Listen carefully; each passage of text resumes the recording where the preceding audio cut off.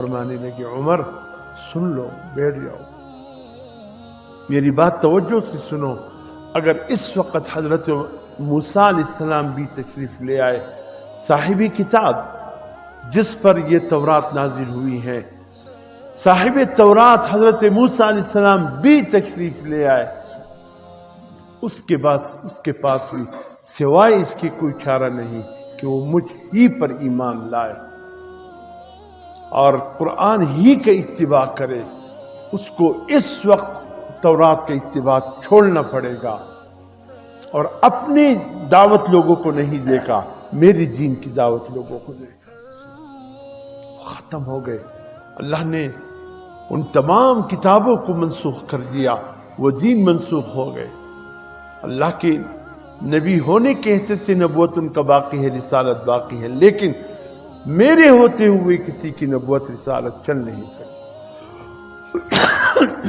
اس کی مثال ایسی ہے، جب تک سورج طلوع نہ ہو ہر جگہ بجلی کے قمقموں روشن ہوتے ہیں اندھیرے دور کرنے کے لیے، کہیں چھوٹا کہیں بڑا، کہیں تیز کہیں ہلکا، کہیں موم بتی، کہیں لالٹین کی روشنی، کہیں بلب کی روشنی، کہیں اونچے درجے بلب کی روشنی، لیکن جیسے ہی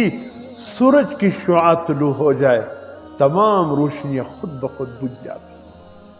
پھر کسی چیز چراغ کی جلانے کی ضرورت نہیں پڑتی،